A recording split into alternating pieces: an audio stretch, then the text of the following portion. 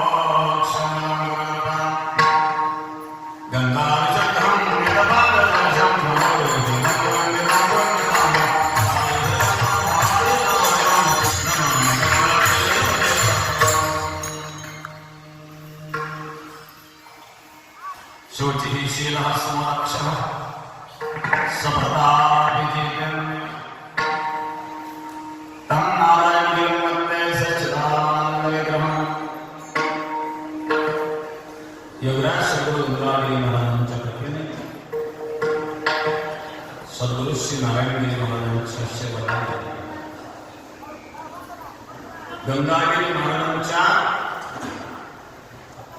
123व्या पुण्यतिथीच्या निमित्ताने अखंड हरिनाम सप्ताह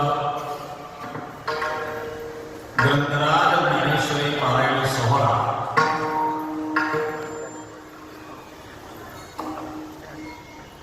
कीर्तन महोत्सव गाथा भजन हरिपाठ काकडा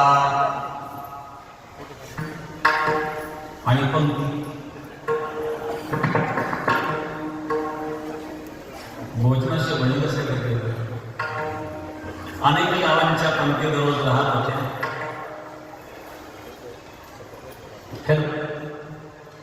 मी कुठे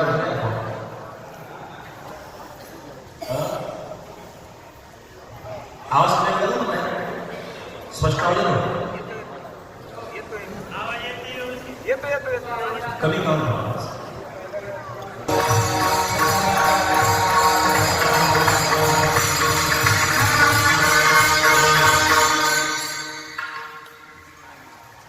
योगराज सद्गुरू गंगाधरी महाराजांची 123वी पुण्यतिथी आहे. या पुण्यतिथीच्या निमित्ताने असणारा हा कीर्तन प्रसंग गंगाधरी महाराज या गोदावरीच्या उदरामध्ये एकांतात साधना करत असत, योग साधना. ऐतिहासिक क्षेत्र आहे. माता गोदावरी ही भगीरथी गंगेपेक्षाही पुरातन आहे.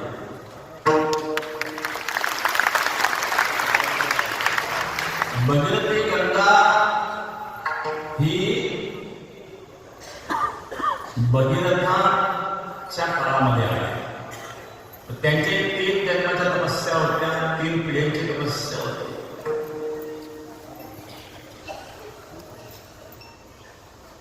अंशुमान, दिलीप आणि भगीरथ या 3 पिढ्यांच्या तपस्येतून भगीरथी गंगा भगीरथाच्या काळात प्रगट झाली म्हणून भगीरथी.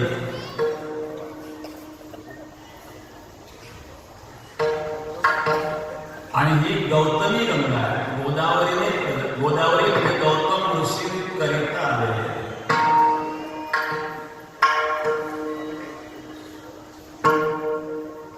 गौतम ऋषींच्या आश्रमामध्ये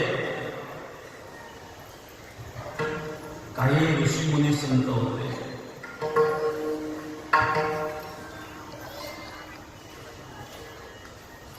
अत्यंत भीषण दुष्काळ पडलेला होता आणि गौतम ऋषींच्या आश्रयाने अनेक महात्मे त्या ठिकाणी थांबलेले. आणि मग त्या महात्म्यांची भोजनाची व्यवस्था दररोज त्या ठिकाणी शाळी बांधून भात तयार करायला होता. ज्या ठिकाणी त्या शाळी काढल्या जात होत्या, धान काढल्या जात होतं, त्याला कणखर असं म्हणतात.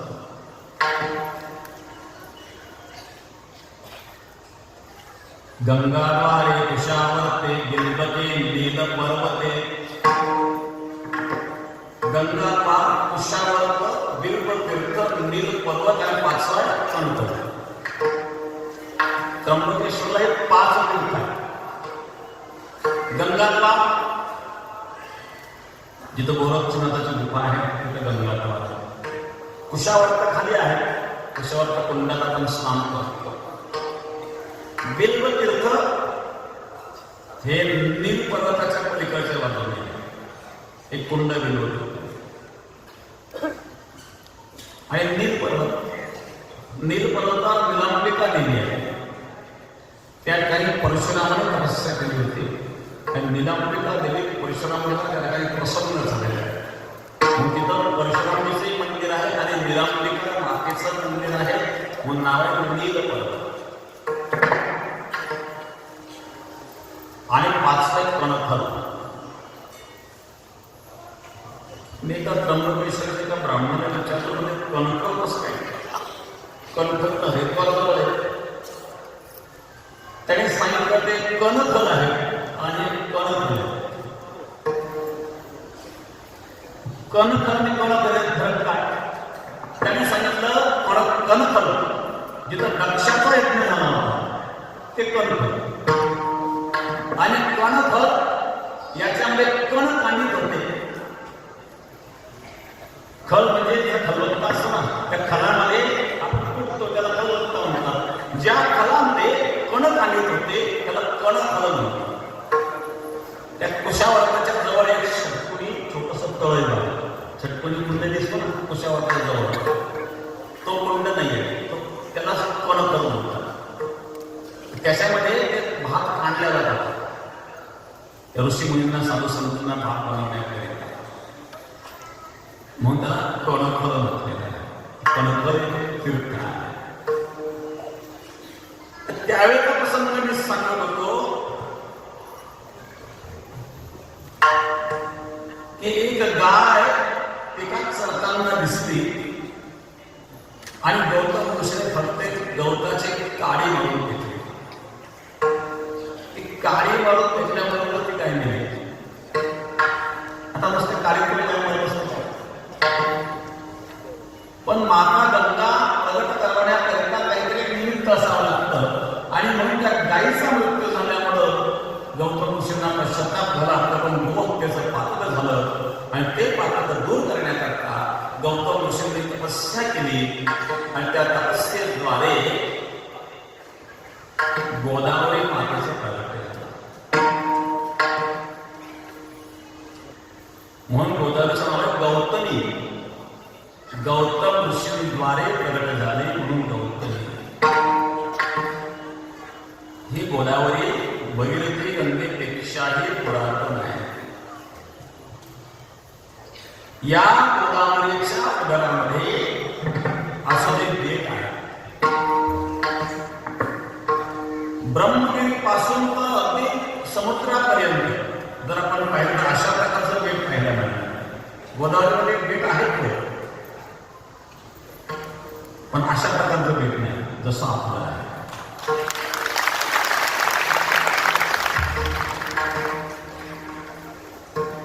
आणि ब्रह्मपुराणामध्ये गोदावरी खंड, गोदावरी महात्म्याचा एक स्वतंत्र विभाग आहे ब्रह्मपुराणामध्ये. त्या गोदावरी महात्म्यामध्ये एका यज्ञाचं वर्णन आलेलं आहे. प्रियव्रताच्या यज्ञाचं वर्णन आलेलं आहे. प्रियव्रत राजाने जो यज्ञ केला होता त्या यज्ञाचं स्थान म्हणजे सरला गाव. आजही सरला गाव जे आहे त्या ठिकाणी नदीच्या गंगेच्या जवळ काही यज्ञाचे अवशेष सापडतात.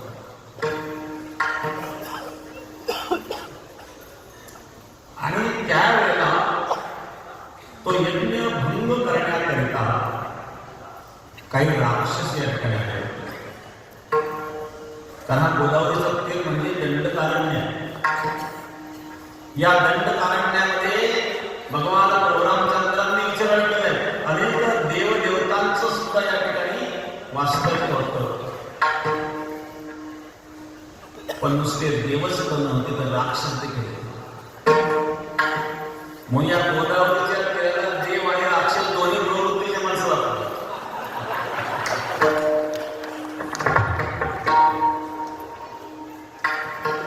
त्याचे संस्कार आहेत. तर ज्या वेळेला यज्ञ भंग करण्याकरता राक्षस आले होते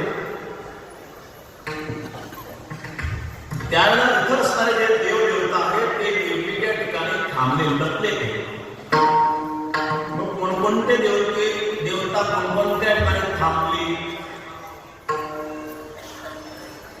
याचा वर्णन दासगुरु महाराजांनी गोदावरी महात्म्यात केलेलं आहे. आणि आधार त्याला ब्रह्मपुराणाचा.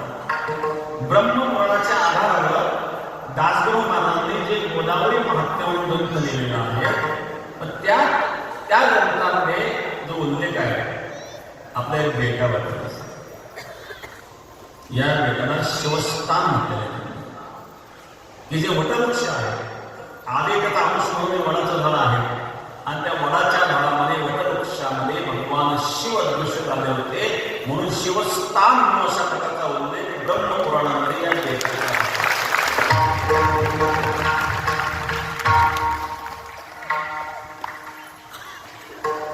असं गोदावरी महात्म्यात दासगुरु महाराजांनी पण लिहिलेलं आहे आणि त्याला आधार ब्रह्मपुराणाचा दिलेला आहे.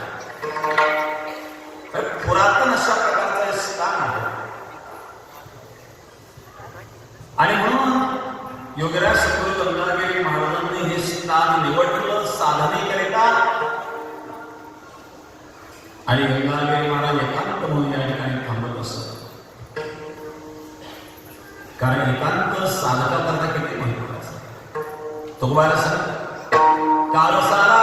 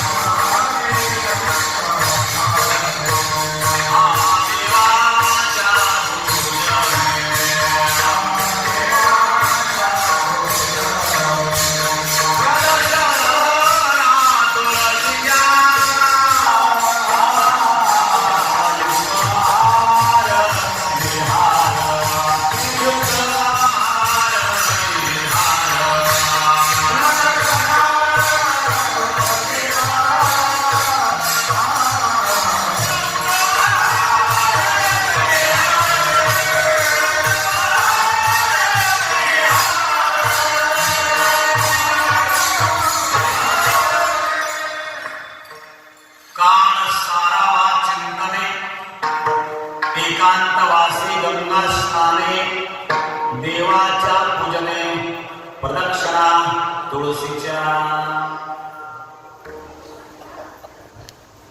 काल सारावा चिंतने चिंतनात काल सारा एकांतवासी गंगा स्नाने इथं एकांत आहे गंगेच्या उदरात बाळ सर्वात सुरक्षित कुठं असतं तर ते मातेच्या उदरामध्ये असतं तसं गोदावरी मातेच्या उदरात असणारं हे बेट आहे आणि म्हणून या ठिकाणी गंगागिरी महाराजांनी योग साधना केली गंगागिरी महाराज योगी होते आणि एकांतिक जीवन होतं गंगागिरी महाराजांचं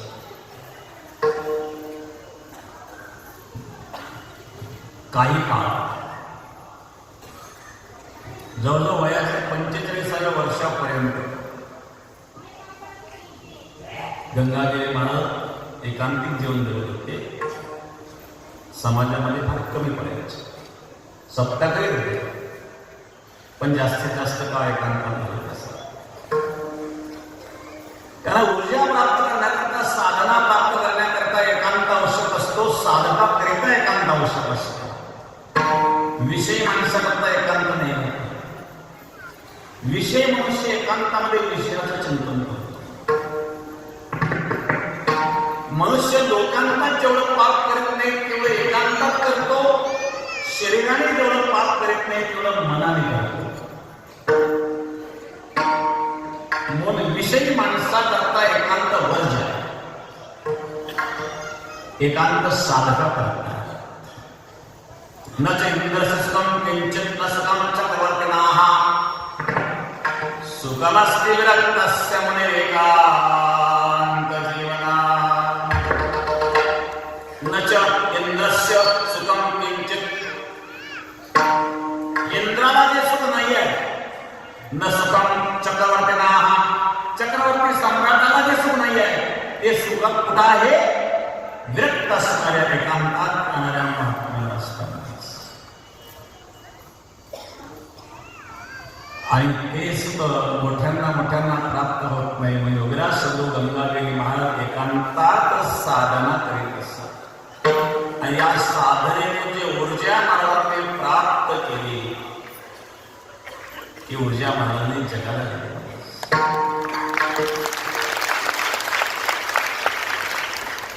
सूर्याजवळ प्रचंड ऊर्जा आहे सूर्याने ती ऊर्जा कुलपाट ठेवली नाही सूर्याने ते ऊर्जा जगाला दिली संत सुद्धा आपली ऊर्जा जगाला देतात कारण संत स्वार्थी नसतात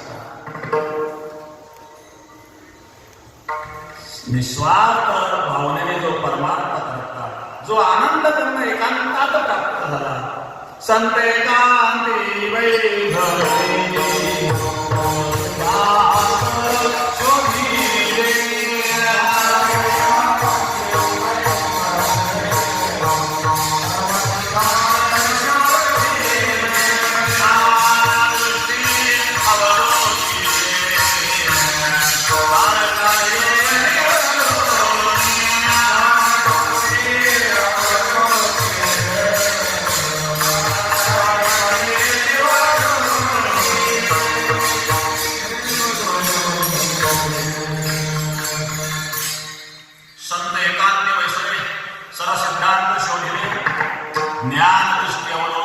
सारखा निवडून संत एकांतात केले. काय केलं? सर्व शब्दांत शोधले आणि सार निवडून काढलं. तो सार म्हणजे परमात्मा. सार सार सार विठोबा नाम तुझे सार म्हणून स्वरूपाने जपत असे वारंवार.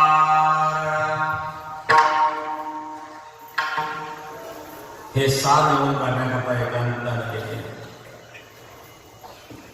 तो उभा राहाय सुद्धा चली गो हार वाली गो अनिता चली गो हार वाली गो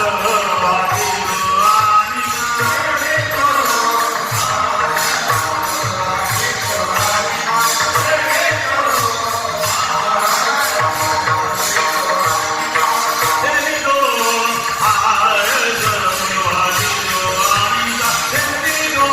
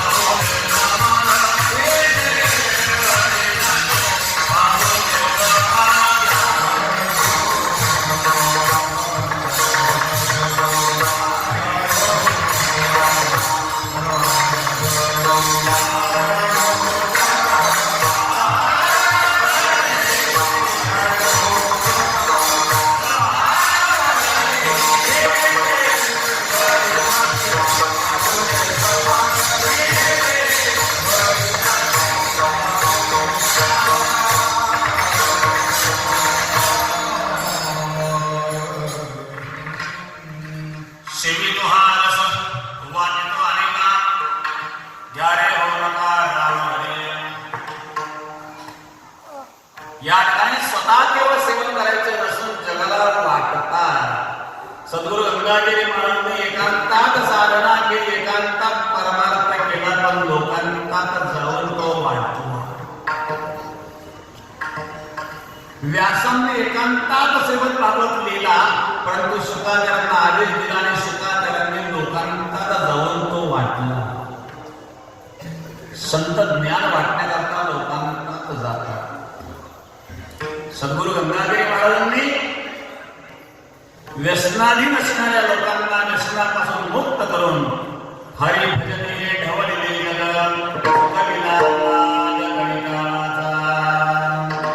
संपूर्ण जगत हरी भजनाने ढवळून काढलं. महाराष्ट्रामध्ये वारकरी संप्रदायामध्ये अनेक संत होऊन गेले. वारकरी संप्रदायामध्ये फार मोठं काम सद्गुरू गंगागिरी महाराजांचं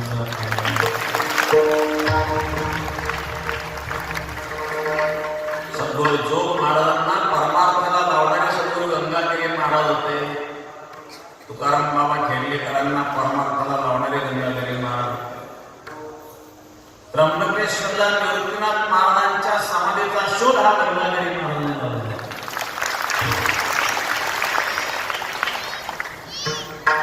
एकदा मी रामकृष्ण महाराज ललितकरांना प्रश्न विचारला होता. मी ललितकरांना विचारलं की सद्गुरू गंगागिरी महाराजांनी निवृत्तीनाथांच्या समाधीचा शोध लावला, याबद्दल तुम्हाला काही शंका आहे का? ते म्हणले नाही. मग शंका नाही, पण महाराज मंडळी याविषयी का बोलत नाही? ललितकरांनी प्रश्न विचारला. त्यांनी सांगितलं का बोलत नाही, कारण सांगतो म्हणून. आपण दोघं एखादा ते म्हणून सांगतो. काय कारण आहे? त्यांनी सांगितलं कारण हे आहे की निवृत्तीनाथ महाराजांचा समाधीचा शोध गंगागिरी महाराजांनी केला, तर त्याच्या अगोदरच्या लोक काय करीत होते? हा प्रश्न निर्माण होऊ नये म्हणून ते शोधत नाही. पण जी वस्तुस्थिती आहे ती नाकारता येत नाही. नाशिक जिल्ह्यामध्ये काही लोक म्हणतात की पाठीवर जोपळकरांनी समाधीचा शोध लावला, परंतु वास्तविकता ही आहे की गंगागिरी महाराजांनी अनुष्ठान केलं होतं आणि त्यावेळेला पाठीवर जोपळकर तिथं उपस्थित होते, हजर होते.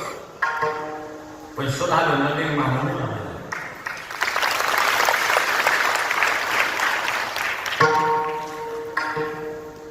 चांगदेव महाराजांची यात्रा देखील गंगागिरी महाराजांनी सुरू केलेली आहे. कारण आषाढी वारीला, आषाढी मध्ये एकादशीला गंगागिरी महाराज सप्ताह जाहीर करायचे, म्हणून ती यात्रा सुरू झाली. चांगदेव महाराजांच्या मंदिराला जीर्णोद्धार करून तो जो सभामंडप बांधलेला तो गंगागिरी महाराजांच्या काळातच बांधलेला आहे. कारण तिथला सभामंडप आणि बेटा सभामंडप दोन्ही सारखे होते. आणि त्र्यंबकेश्वरला सुद्धा निवृत्तीनाथांचा सभामंडप आता नवीन सुरू केला, पहिला काढला. जो जुना सभामंडप होता तो निवृत्तीनाथांच्या समाधीपूरचा सभामंडप, गंगागिरी महाराजांच्या समाधीपूरचा सभामंडप आणि चांगदेव महाराजांच्या समाधीपूरचा सभामंडप, हे तीनही सभामंडप सारखे होते आणि आकाराने सारखे होते. एकाच कारागिरीने केलेला असा एक तंतोतंतपणा त्या सभामंडपामध्ये होता. त्यापैकी आता दोन्ही मंडप काढले गेले, आपलाही काढला गेला, निवृत्तीनाथांचाही काढला गेला. फक्त आता चांगदेव महाराजांच्या समोर अजून तो मंडप आहे जुना. तर अशा प्रकारे एक मोठं महान कार्य वारकरी संप्रदायामध्ये सद्गुरू गंगागिरी महाराजांचं आहे. आणि आपलं सौभाग्य आहे की महाराजांची सेवा करण्याचा योग आपल्याला प्राप्त होतो. महाराजांची सांगितलं आणि 200 वर्षाचा आता 123वी पुण्यतिथी आहे. गंगागिरी महाराजांचा तसा 200 वर्षाचा संबंध आहे. बालपणापासून ते परमार्थात होते. 200 वर्षाची परंपरा आहे आणि ती परंपरा आजही जशीच्या तशी टिकून आहे. हे सुद्धा त्यांच्या कृपा आशीर्वादाने करतो. कारण पाया पक्का असेल तर इमारत टिकत असते. तुम्हाला सांगतात जेथे पाहिजे तेथे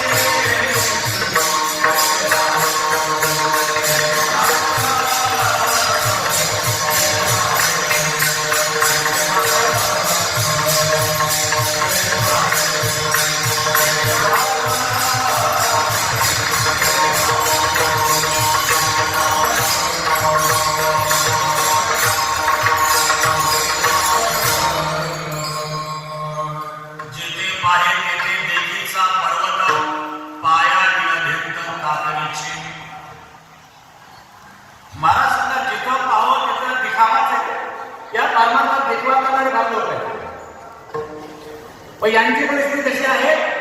पायाला भिंत तातडीची, पाया न खोदता बांधलेल्या भिंतीप्रमाणे हा निघाला. ज्या भिंतीला पाया नाही ते तेव्हा कोसळण्याचा भरोसा नाही. म्हणून पाया पक्का पाहिजे, फाउंडेशन पक्क पाहिजे. या परंपरेचं फाउंडेशन गंगागिरी महाराजांनी पक्क घेतलं आणि म्हणून आता किती वर किती मजले चालवा भीती नाही. योगराज सद्गुरुवंदागिरी महाराजांची असणारी ही 123वी पुण्यतिथी आहे. या निमित्ताने असणारी कीर्तन सेवा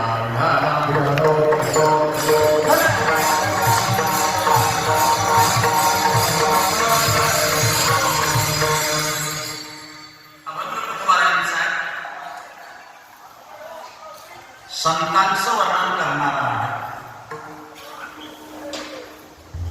दोन प्रकारचं वर्णन आपल्याला पाहायला मिळते, परोक्ष रूपाने, दुसरं अपरोक्ष रूपाने. परोक्ष म्हणजे अप्रत्यक्ष आणि अपरोक्ष म्हणजे प्रत्यक्ष रूपाने. कोण पुण्यराजा होईल सेवकाची बंधा, हे परोक्ष रूपाने वर्णन आहे. पण अपरोक्ष रूपाने वर्णन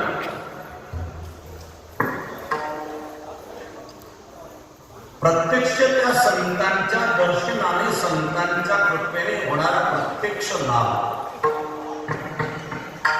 हे अपरोक्षत्वाने केलेलं वर्णन आहे. आणि या वर्णनामध्ये अपरोक्ष रूपाने तुकोबऱ्यांनी संतांचं वर्णन केलेलं आहे. आणि संतांच्या कृपेने जन्माची सार्थकता व्यक्त केलेली आहे. जन्म आतापर्यंत अनेक झाले. कोण कोण मनुष्य कोणकोणत्या योनीमध्ये होता आपल्याला माहिती नाही, आठवत नाही. परवा संध्याकाळी काय झालं हे सुद्धा आठवत नाही. मागच्या जन्मामध्ये काय आठवायचं.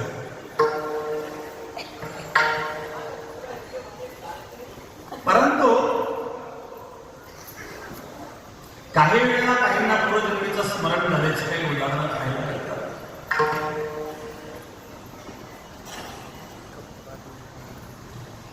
त्या विषयाबद्दल जायचं नाहीये. परंतु शास्त्र वचनानुसार, संतांच्या वचनानुसार आपल्या अनेक जन्म आजपर्यंत झालेले आहेत. गीतेच्या 4थ्या अध्यायामध्ये भगवान जेव्हा अर्जुन, संत अर्जुन, जो उपदेश मी तुला करीत आहे हा पुढे मी सुरुवात सूर्याला केला, सूर्याने तो व्यवस्थानाला केला, व्यवस्थानाने मनुला केला, मनु इक्ष्वाकुला केला, आणि ते ज्ञान मी तुला सांगतोय. त्याला अर्जुनाने भगवंताला प्रश्न विचारला, कृष्णा अपरम भवतो जन्म परम जन्म विवस्वतः. सूर्य कोणत्या काळातला, तू आजचा काळचा, माझ्यापेक्षा 2 वर्ष मोठे वयाने. अर्जुनाचा आणि कृष्णाचा वयाचा 2 वर्ष फरक.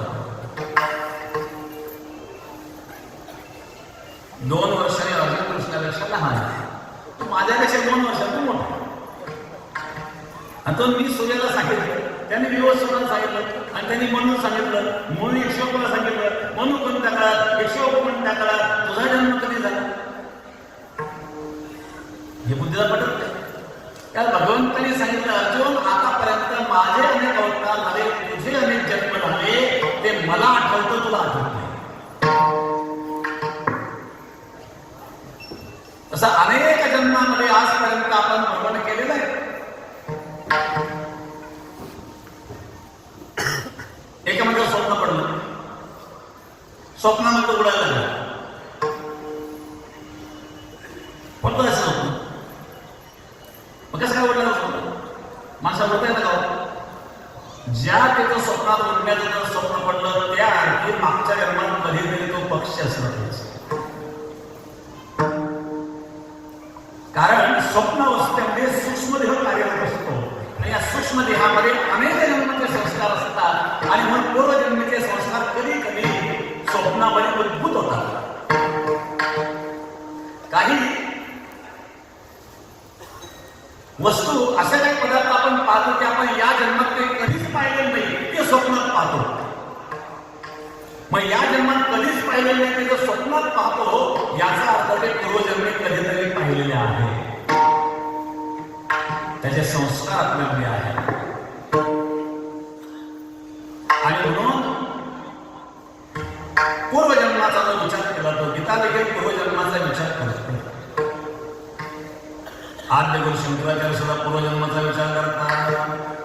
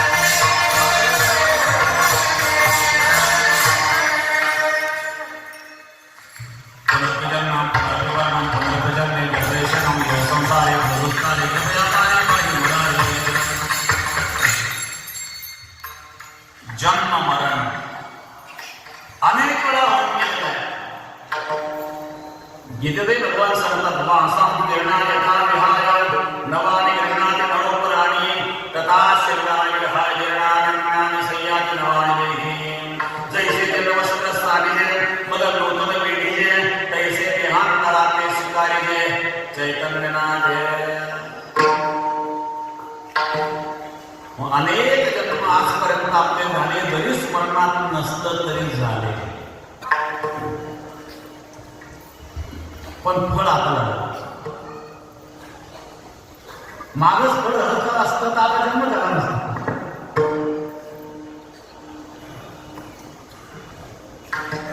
आज फळ झालं मग अनेक जन्म झाले कदाचित काही मनुष्याचे झाले असतील पण सफलता नाही मिळाली तुकोबारे सांगतात आज त्याची सफलता खरी सफलता कशी आहे जन्माची सफलता म्हणजे मनुष्य जन्मात आहे पशूंच्या जन्मात नाहीये तर पशूंच्या जन्मामध्ये भजन करता येत नाही गाढव भजन करतात का तुम्ही पाहिलं गाढव भजन करतात गाढव भजन करीतच नसतात भजन माणसं करतात गाढव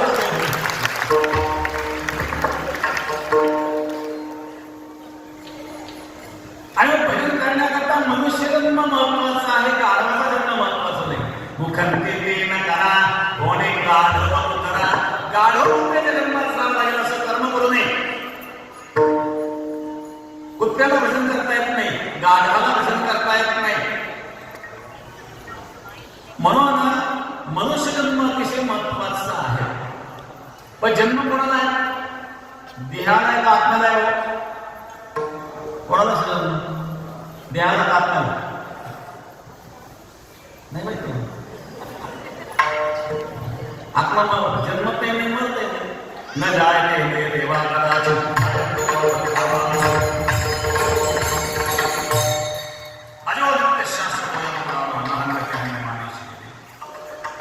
जन्मणारा मरणारं शरीर आहे आत्मा जन्मते नाही आत्मा मरते नाही तो कोणतं शरीर जन्मत शास्त्राने शरीर तीन सांगितले स्थूल देह सूक्ष्म देह कारण देह मग स्थूल देहाचा जन्म होतो का सूक्ष्म देहाचा जन्म होतो का कारण देहाचा जन्म होतो स्थूल देह पंचभौतिक आहे हे पंचभौतिक देह जन्माला येत असतो आणि सूक्ष्म देह अपंचकृत पंचमहाभूतापासून निर्माण झालेला आहे सूक्ष्म देह अपंचकृत आहे ज्याचं पंचीकरण झालेलं नाही पंचकृत पंचमहाभूताने निर्माण झालेलं शरीर म्हणजे स्थूल शरीर आहे आणि म्हणून जन्मणारं स्थूल शरीर आहे या स्थूल शरीराला फरक पडतं का हो तर स्थूल शरीर जे असतं हे जड असतं याच्यामध्ये प्राण आहे म्हणजे सूक्ष्म शरीर आहे प्राण निघून गेला काय काम झालं ज्या पत्नीने जीवनभर संसार केला त्यांनी लवकर घराच्या बाहेर आला ती घाबरायला लागते जीवनभर संसार केला ती पत्नी घाबरायला लागते मग शरीर का आहे स्थूल शरीर पण त्याचं सूक्ष्म शरीर निघून गेलं म्हणजे स्थूल शरीर जड आहे मग जड पदार्थाला फल नाही आणि सूक्ष्म शरीर हे जड नाही आहे सूक्ष्म शरीराला जन्म नाही आहे जन्मदार म्हणणारं स्थूल शरीर आहे आणि त्यामुळं सूक्ष्म शरीर जरी बल असेल तर त्याला भोगता सूक्ष्म शरीर नाही आहे मग फळ होणार आहे आणि जन्मही कोणाला असतो आत्म्याला आहे का तर नाही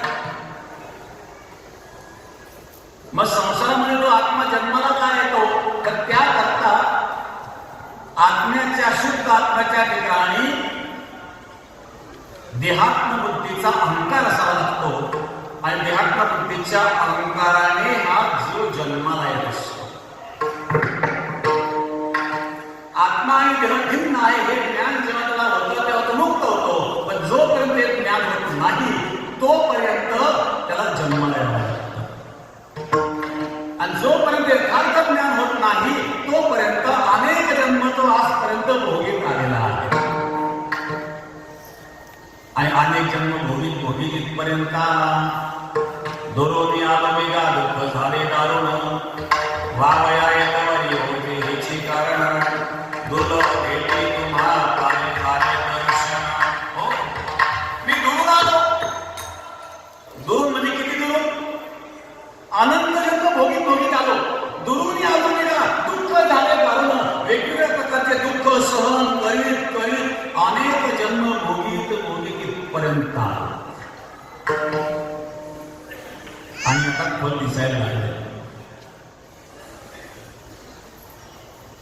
पण फळ दोन प्रकारचे, एक साच फळ आणि एक लटकं फळ. महाराज सांगतात मी जन्माला आलो, मला जे प्राप्त झालं ते साच फळ प्राप्त झालं प्रथम चरणात. जन्मा आलो त्याच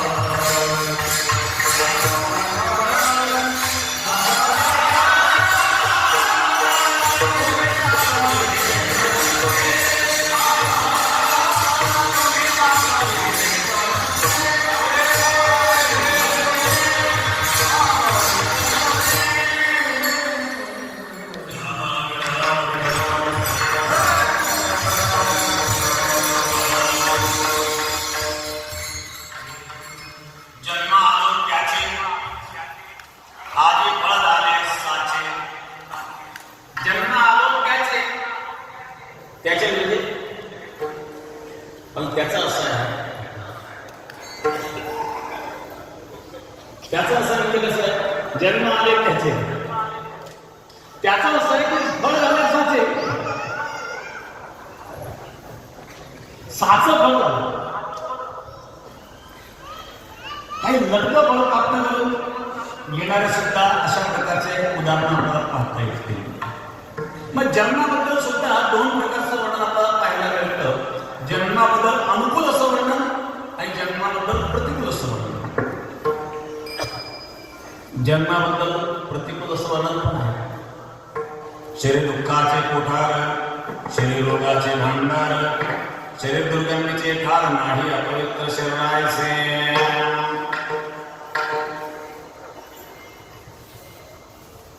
शरीर सुखाला कारण आहे का? शरीर तर दुःखाचं कोठार आहे, शरीर दुर्गंधीचं धार आहे. 9 मास कष्ट राशी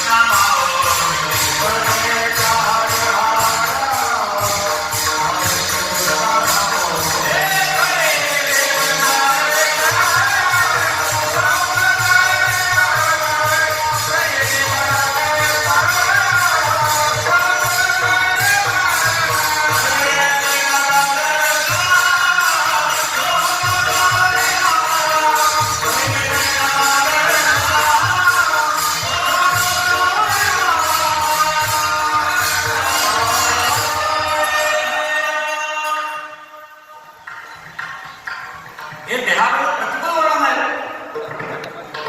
हा देह नाशवंत मलमूत्राचा पाला वरील मधा प्रेम त्यांचा गौरव दुर्गंधीला मनवलं स्मरे त्या हरे हरे श्रीकृष्ण गोविंदा. परंतु साधनाच्या गोष्टींवर विचार केला तर या नरदेवरूपी साधनाने आपल्याला भगवंताची प्राप्ती होऊ शकते.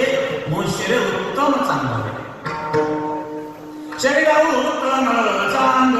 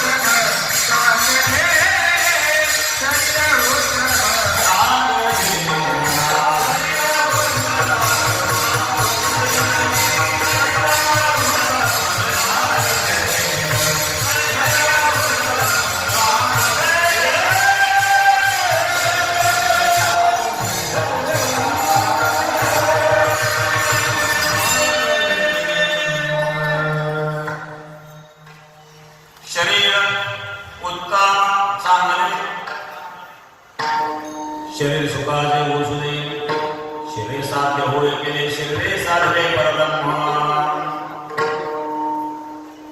साधनाच्या दृष्टिकोनाने साधन म्हणून शरीराचा उपयोग केला तर उत्तम आहे सांगितलं. साध्य आणि साधने करावं. जोपर्यंत लग्न होत नाही तोपर्यंत पत्नी साध्य असते.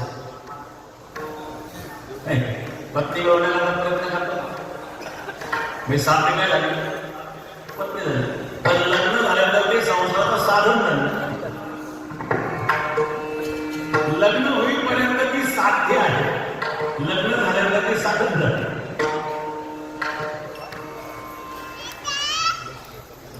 परमार्थामध्ये आपलं साध्य काय करायचंय.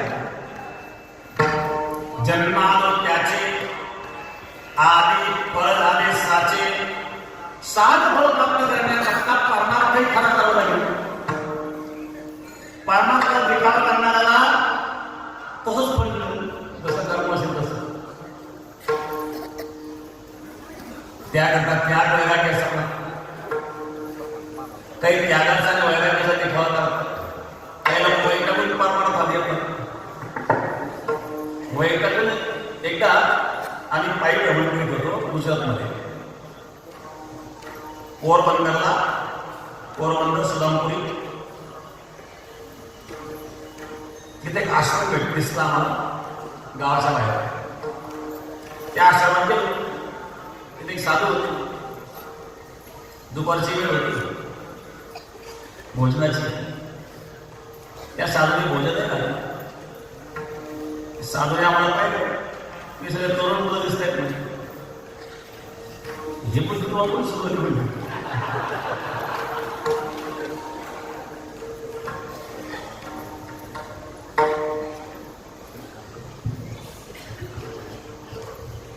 सांगितलं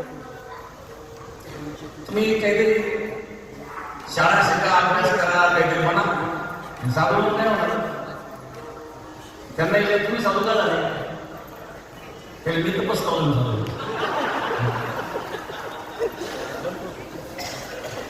असं काही साधू पसंत काय बघणार.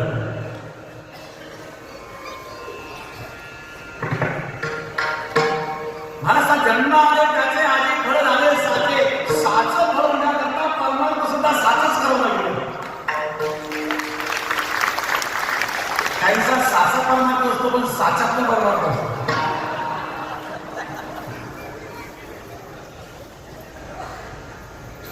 साच्यातलाही परमार्थ नको परमार्थ साचा पाहिजे. वैकल्पिक परमार्थ मी उदाहरण सांगत असतो. एक मनुष्य संसारात वैकल्पिक काम धर्मच करायचे व्हायचं. दोघं पती पत्नी दोनच भांडणं व्हायचे. पत्नी जेव्हा तुम्ही काम करीत नाही धंदा करीत नाही. आता पोरं मोठं होत चाललंय. मुलांचा शिक्षणाचा खर्च आहे खाण्यापिण्याचा खर्च आहे कपड्या लत्यांचा खर्च आहे. मी केव्हा माणूस काय केलं बघ मला जर कामाबद्दल बोलशील मी बाबा होईल ती विचार केव्हा बसायची. हे जर बाबा झाले तर माझं काय व्हायचं. याला बरं सोपं साधून साधून तो कामाला तुझी बाबा होईल बसायची. गावाच्या वेळेला आश्रम होता. एक दिवस बाबाजी आले भिक्षा मागण्याकरता भाऊनी भिक्षा मागते. ते बाईसाहेब भिक्षा मागते. बाईसाहेब चेहरा उतरला दिसतो तर बरी नाही का. हे म्हणजे मला तब्येत चांगली आहे पण माझे किती काम धंदा करीत नाही त्याच्यामुळं काळजी करायला लागली. मुलं मोठे व्हायला लागले. संसार आहे. मी एकटी काय गोष्ट काय करणार. तुम्ही बोलत नाही का कामाबद्दल. मी बोलते पण ते कामच करीत नाही. ते म्हणतो मी बाबा होईल. आता हे जर बाबा होईल माझं काय व्हायचं. परंगी टाक पुढचं मी पाहतो बाबा गेली. संध्याकाळी घरी आला माझ्या मी स्वयंपाक नाही केला. आणि स्वयंपाक केला. तुम्ही काम करीत नाही धंदा करीत नाही आणि मी तर बोलतोय कामाबद्दल बोलशील मी बाबा होईल. ते म्हणजे हाच म्हणजे बाबा 5 दिवसात तुमची इच्छा आहे कामाच होणार नाही. खरं बरं का तुम्ही खरं सांग मी काय करून दिलं असं म्हटलं 50% वाढत झालं.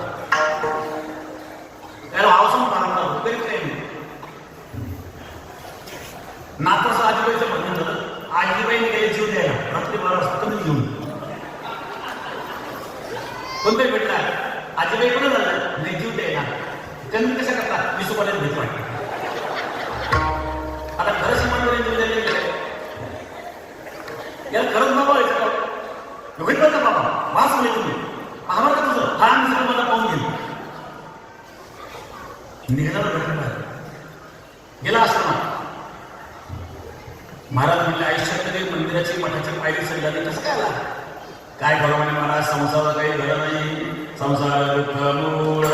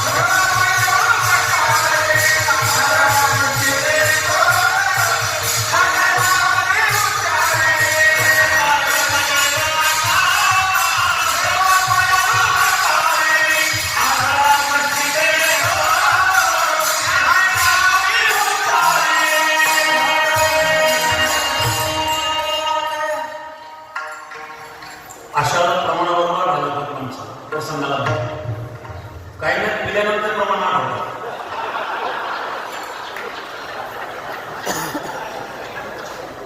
रंगकाम समजा काहीतरी आहे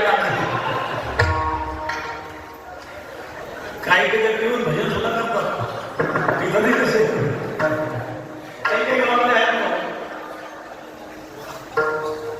ज्या दिवशी रंगला समजून घ्यावा काहीतरी आहे.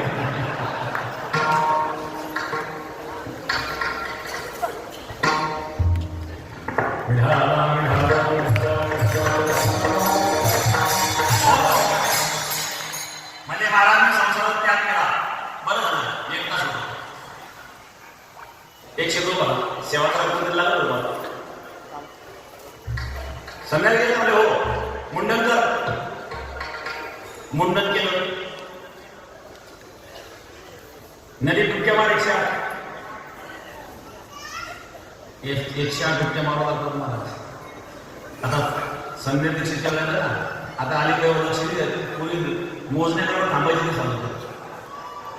आता हरिद्वार सारख्या ठिकाणी हिवाळ्यामध्ये 108 डुबक्या मारा कशा व्हायला यावेळेला कुंभ झाला प्रयागराज थंडी किती होती 0 टेम्परेचर होतं तिथं 108 डुबक्या मारायची पाळी होतं. 108 डुबक्या मार डुबक्या मारल्या सगळ्यांना बसणं लावलं मुंडन केलं कपडे जळून टाकले. आपला नंगा आहे कपडे काय केलं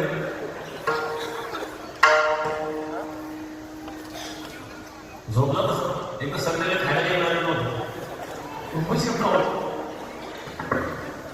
पोटात खावले वगैरे झोपच येणार असं काय लागते 2 वाजता बोलावं लागतं 4:30 वाजता मारत होते का हा आश्रम आहे तर ब्राह्मणी मुहूर्त उठावं लागतं. आता सकाळी 8 वाजेपर्यंत झोपायची सवय घरी दिवस उठल्यावर उठतो 4 वाजता मार्गशीर्ष महिना कळकाची थंडी आता मार्गशीर्ष महिन्यात चालू कळकाची थंडी कपडे जाळून टाकले ज्यावर कपडे नाही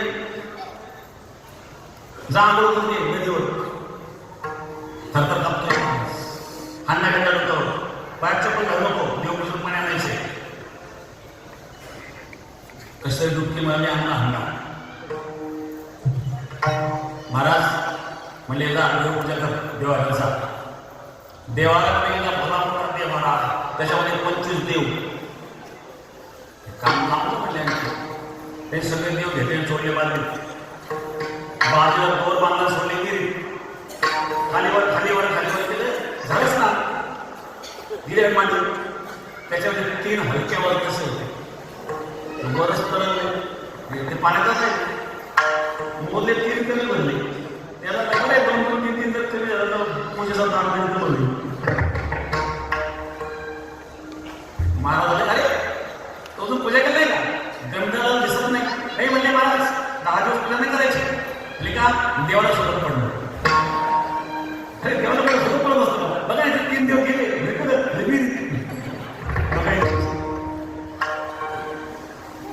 ज्याला घर संसार करता येत नाही तो परमार्थ करू शकतो परमार्थ एवढा सोपा नाहीये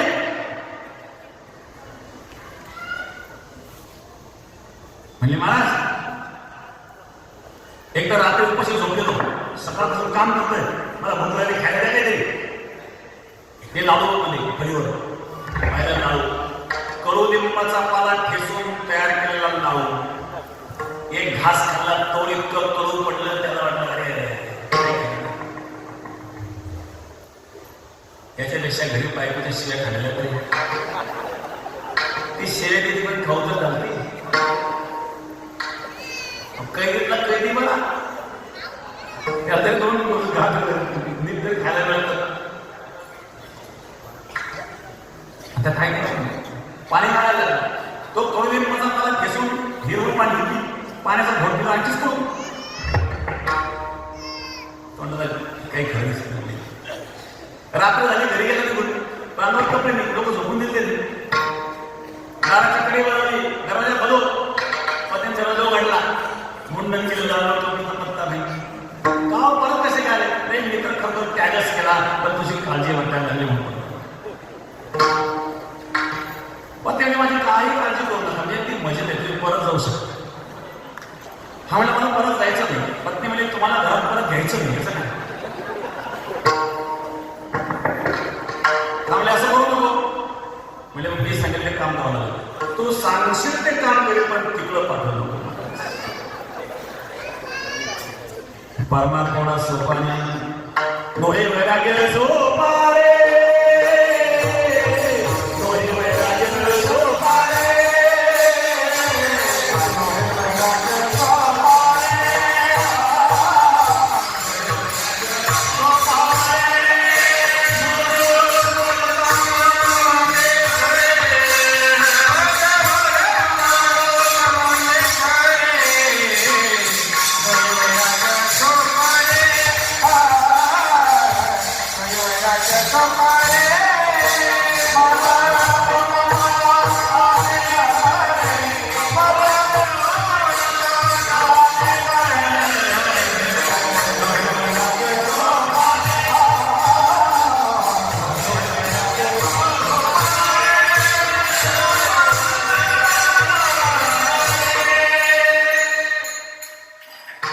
मोहे वैराग्य सोपारे मद मुलंगा वाढले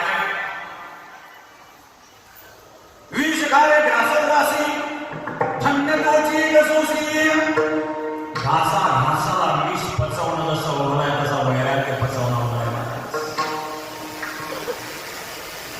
बोल बोलता वाटे सोपे करणे करता तीर काटे बोलणं सोपं म्हणून साचं बळ प्राप्त करण्याकरता शुद्ध परमार्थ करावा लागेल महाराज सांगतात जन्म आलो त्याचे आजी फळ झाले साचे पण सफलता घेवा परमात्मा सर्वच लोक करतात सगळे सफल होत नाही सफल होण्याकरता योग्य मार्गदर्शनाची आवश्यकता आहे काय मुद्दार बागेला काय कृपा करून नारायण शिकणे सांगा संत यंत्रा समाधान मग सफलता महाराज व्यक्त करतात की जन्म आलो त्याचे मी जन्माला आलो पण त्याचा काय फल मिळाला तर मला प्राप्त होणार जे फळ आहे ते सत्य धर्म साचं धर्म याचा अर्थ मनुष्य याची सफलता कशामध्ये आहे भगवत प्राप्तीमध्ये आहे आणि ती भगवत प्राप्ती कोणामुळे प्राप्त होती तर ते सद्गुरूंच्या कृपेमुळे प्राप्त होती म्हणून महाराज सांगतात तुम्ही संतांनी मला सांभाळलं आणि त्यामुळं माझं भय आणि खंड याचा निराश झाला द्वितीय चरणामध्ये तुम्ही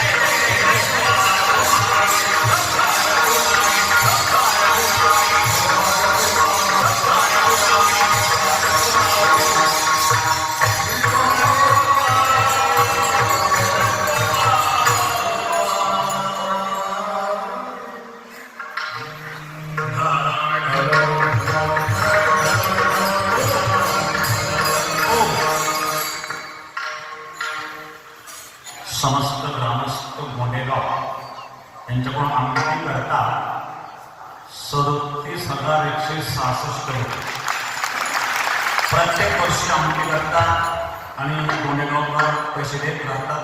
त्यावेळी त्यांनी 37,166 रुपये आमटी करता दिले. गोंडेगावकरांना धन्यवाद. आणि गावागावातून पंक्ती दररोज येत असतात. आजही भरपूर पंक्ती होत्या. दुपारपासून पंक्ती चालू आहेत. उद्याही भरपूर पंक्ती आहेत. जेवढे सगळे अन्नदाते आहेत त्या सर्व अन्नदात्यांना धन्यवाद. आणि भाकरी बरोबर आमटी करता ज्यांनी जी जी रक्कम आणलेली आहे सगळे या ठिकाणी नामनिर्देश करणं शक्य नाही आहे, पण ज्यांनी जी जी रक्कम दिली त्यांना मी धन्यवाद देतो. भाकरी करणाऱ्या माता भगिनींना धन्यवाद, घेऊन येणाऱ्या पुरुष मंडळीला धन्यवाद, वाढणाऱ्या वाडेकऱ्यांना धन्यवाद, तरुण मंडळ रोज या ठिकाणी वाढण्याकरता हजर आहे त्यांनाही धन्यवाद. किती वाजता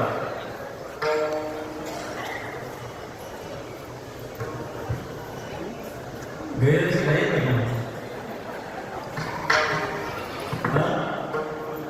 थंडी कमी गिफ्टची भीती नाही. गिफ्टची भीती सुद्धा मला काय अडचण समजा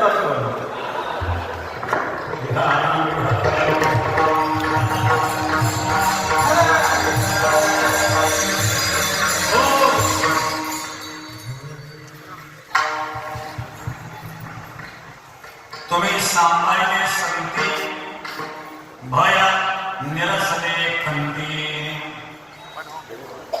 तुम्ही संतांनी मला सांभाळलं, कारण साधना करताना अनेक सुद्धा माणसाच्या जीवनामध्ये होतात. ज्या ज्याला चुकतो मनुष्य त्या त्याला संत सांभाळून घेतात. लहान मुले कळत राहतं, आई सांभाळत नाही. भागलिया मग महातील पडिये त्यांची आम्ही जोडे सर्व बाहेर सांगतात. आई जेव्हा मुलाला घेऊन चालते, चालता चालता चलत अरे थोडं राहिलं असं बोलतो फारच कथेच्या कडेवर घेते. तसं संत सांभाळून घेतात. मी तर चुकीचा पुतळा आहे मला सांगतात. तुम्ही सांभाळलं, तुम्ही संतांनी मला सांभाळलं, योग्य मार्गदर्शन केलं, कदाचित मार्ग चुकलो असेल. आई कधी कधी मुलाला फटकारते पण जवळही घेते. आईचा उद्देश काय असतो? मुलगा सुधारला. महाराज सांगतायत तुम्ही मला सांभाळलं. साधक जेव्हा साधना करतो अनेक प्रकारचे अडथळे त्यामध्ये मार्गदर्शन करणारे सद्गुरू असतो. कबीर महाराज वर्णन करतात, गोविंद कौन बतावे दिखत हे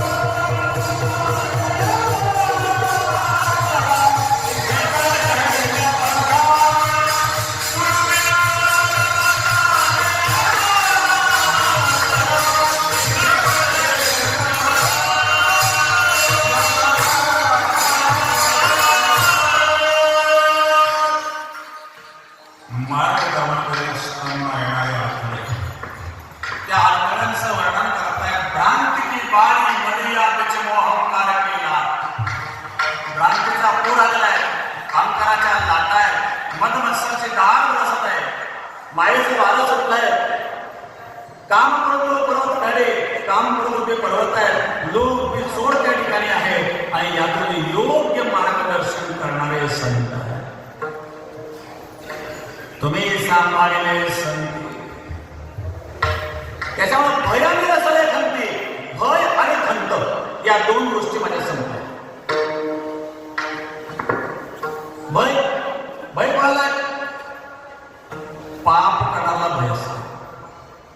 भोगेरो भयम पुरेस्थिती भयम नित्य अपराध भयम दुर्गे कराया भयम काय दुर्गंधात भयम मानेदेंद्र भयम गुन्हेकर भयम बले रूप भयम.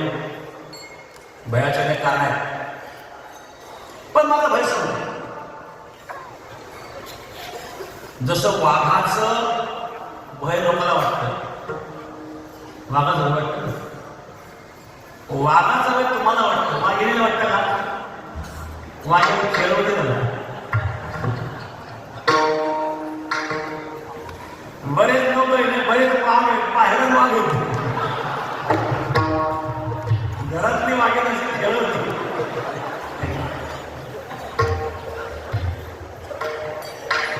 वाघाला भय वाटत. एकदा बेटात पण गेला वाघ. इथं बस कामाला होती. सकाळी सांगतो पुन्हा ड्रायव्हरला गेला आणि समोर पाहिला भेटते.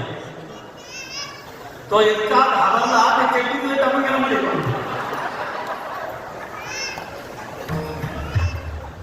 इथं बेटात गर्दी लागला. त्याला असं म्हणतो आपण तेच करावं लागेल. वाघाचा एक भय आहे, पण वाघीण त्याला खेळत. पाप कर्म करण्याचा भय आहे, भक्ताला भय नाही आहे. भय आणि खंत या दोन गोष्टी संपल्या. खंत, बऱ्याच काही खंत असतात माणसाला काही गोष्टी जीवनामध्ये. भय प्राप्त होण्याकरता प्रत्यक्ष विशेष समोर असावा लागतो. खंत असते, विशेष समोर नसतो, तर खंत असते. एखादी घटना घडली किंवा काही राहून गेलं मनामध्ये, ती कायम काही खंत तो स्वतः गेला. रावणाला खंत होती. काय खंत होती? सीता स्वयंवराला जेव्हा रावण आला त्याला धनुष्यबाण उचलता आला नाही. ती खंत राहून गेली. खंत राहून गेल्यामुळं हा सगळा आनंद घडला. इंद्राला खंत होती. इंद्राची कोणती खंत होती? अहिल्याच्या प्राप्तीची. अहिल्याच्या प्राप्तीची खंत इंद्राला होती आणि ते खंत आतमध्ये खतखत करीत होती. अहिल्याच्या पुढे करूनच पाहिला. कधी कधी खंत असते बरं का. एका माणसाला अशी खंत होती, तो दारात बसला असायचा. त्याच्या दारासमोर काही म्हशी जायचा. एका म्हशीची गोल शिंग होती. तो दररोज त्या खंतच होती. एक दिवस तरी प्रयोगच करून पाहिला, शिंगट डोकंच घातलं. जाताना लोक त्यांनी गेला, ते म्हैस लागले, घाबरलं. सगळे लोकांनी पकडलं, ते म्हशी शिंग कापलं, मग त्याला काढलं. लोक काय बोलते वेळेला जरा विचार तर करायचा. म्हणजे 2 महिन्यापासून विचार करीत होतो. आतमध्ये खर्च करीत होतं. एक दिवस प्रयोगच करत नव्हता. तसं इंद्राला खंत होती ऐकायची. आणि एक दिवस त्या इंद्राने प्रयोग करून पाहिला. त्याचा परिणाम काय झाला? इंद्रावंडीमध्ये चंद्र झाला काळा, नर चुकला झाला जनाचा. इंद्रचंद्र को क्या क्या भयो, सबको मालूम है जी. इंद्रचंद्र को क्या क्या भयो, सबको मालूम है जी. नारद को ही नारद, नारद को ही नारद, कोसे लोग बताओ.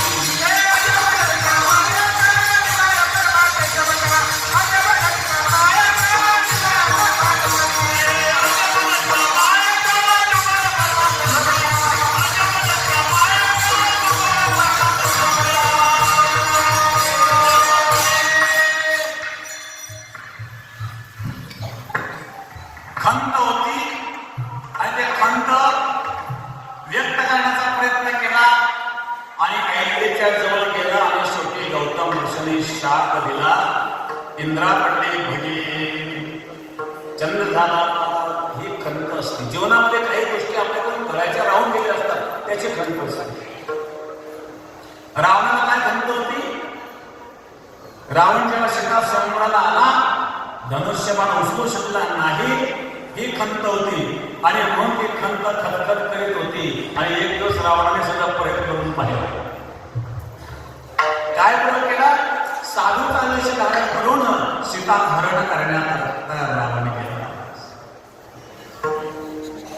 या ठिकाणी कथा सर्वांना माहित आहे, मी कथा सांगणार नाही.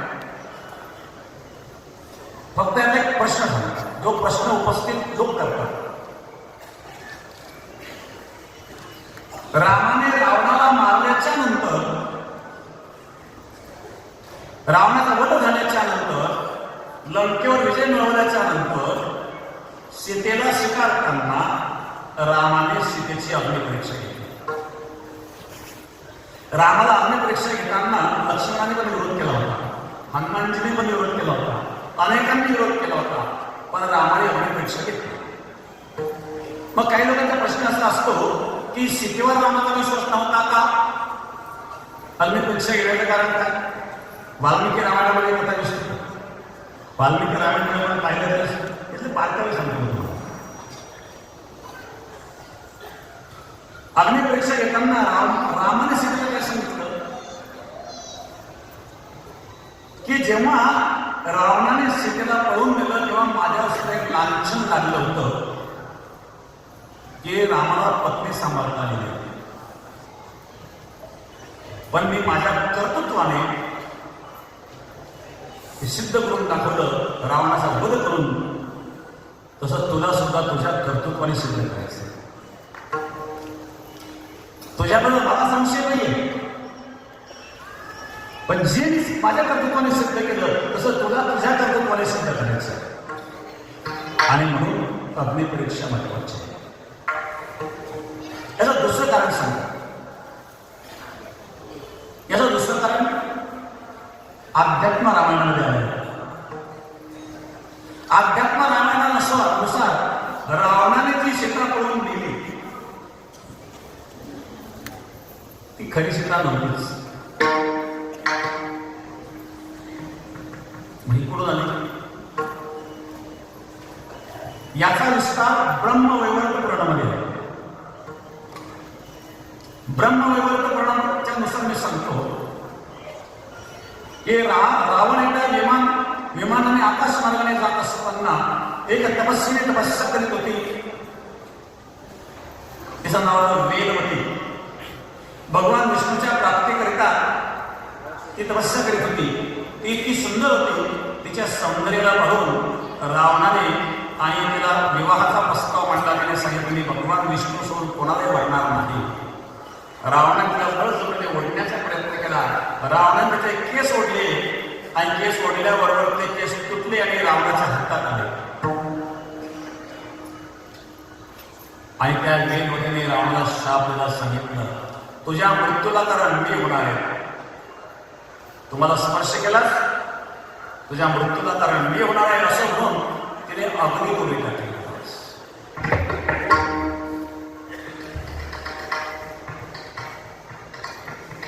ब्रह्मवैवर्त पुराणात म्हणलेलं आहे. आता अध्यात्म रामायणाचा संदर्भ समजतो मला. ज्याला मारीच्याला हे रामाला कळालं, रामाच्या लक्षात पण चिलेला काय करायचं. काही काळ लक्ष्मण तिथं नव्हता. रामाने अग्नी प्रज्वलित केला आणि सीतेने त्या अग्नीत प्रवेश केला आणि सीता अग्नीत अदृश्य झाली. आणि त्या अग्नीतून दुसरी सीता बाहेर आली. ती कोणती? जी वेदवती अग्नीत प्रविष्ट झालेली होती. रावणाने शाप दिला की तुझ्या मृत्यूला तर मी ठरणार आहे. ती छाया सीता बनून त्या अग्नीतून बाहेर आली आणि ती सीता रावणाने पळून गेली. आणि अग्निपरीक्षेचं कारण की जेव्हा अग्निपरीक्षा झाली तेव्हा ती सीता, ती छाया सीता अग्नीत अदृश्य झाली आणि त्या खरी सीता अग्नीतून बाहेर आली. हे त्या अग्नीचं खरं स्वरूप होतं. म्हणजे रावणाने जी पळून गेली ती सीता खरी नव्हतीच असं अध्यात्म रामायणामध्ये उल्लेख केलेला आहे. म्हणून या लीला पाहता अलौकिक आहे. ईश्वराच्या लीला कळत असतात आपल्या अज्ञानामुळे तो भ्रम निर्माण होत असतो. मी तो उदाहरण का सांगत होतो भय निरसने खंती. रावणाला एक खंत होती. काय खंत होती? चितास्वयंवराच्या काळामध्ये सीतेला जिंकू शकला नाही ही खंत होती. आणि ती खंत त्याने व्यक्त करण्याचा प्रयत्न केला, सीतेला पळून देण्याचा प्रयत्न केला. पण त्याचा परिणाम काय झाला? रावणाचा सर्वनाश झाला. भय आणि खंत या दोन्ही गोष्टी जीवनाला, मनुष्याला जीवनामध्ये दुःखदायी असतात. आणि त्या नष्ट कशाद्वारे होतात? तर संतांच्या कृपेने होतात. तुम्ही सांभाळले संत. भय निरसने खंती. भय आणि खंत या दोन्ही गोष्टी तुमच्या कृपेने निरसल्या. आता भय संपलं, खंत संपली, कृतकृत्यता आता वाटायला लागली. आणि मग सांगितलं आता माझी इच्छा पूर्ण झाली आणि कृतकृत्य झालं. कृती करणार नाही. कृतकृत्य झालं.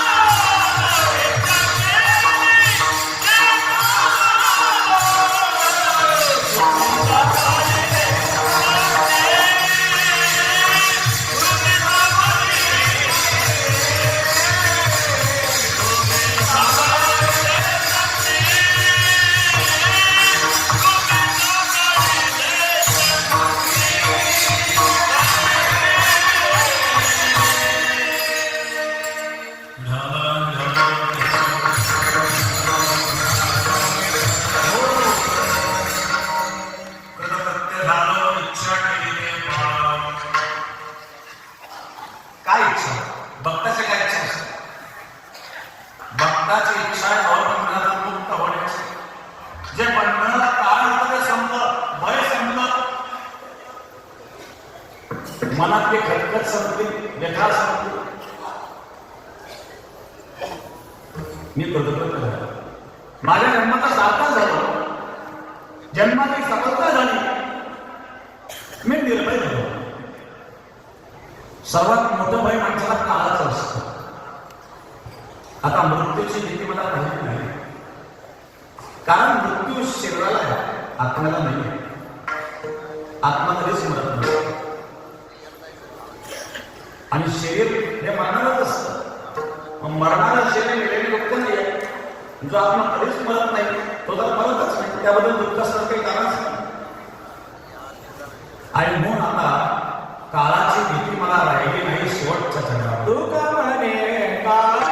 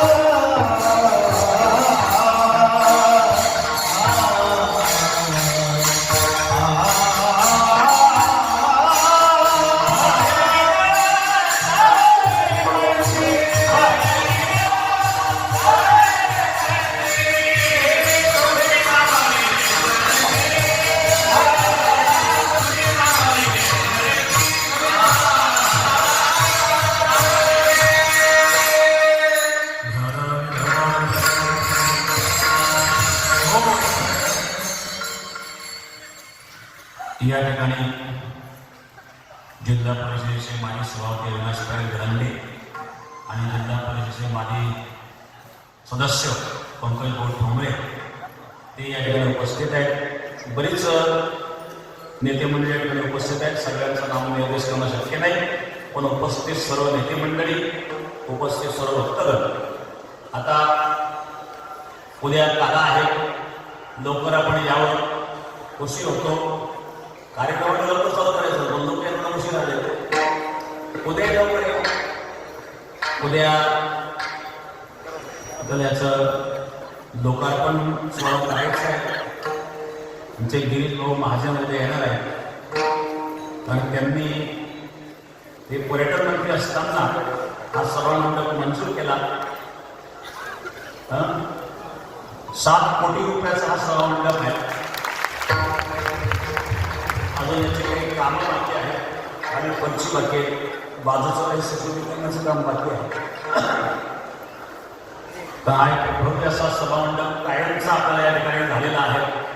कारण हिवाळ्याचे दिवस असतात, पावसाळ्याचे दिवस ते पावसाळ्यात कार्यक्रम असतात.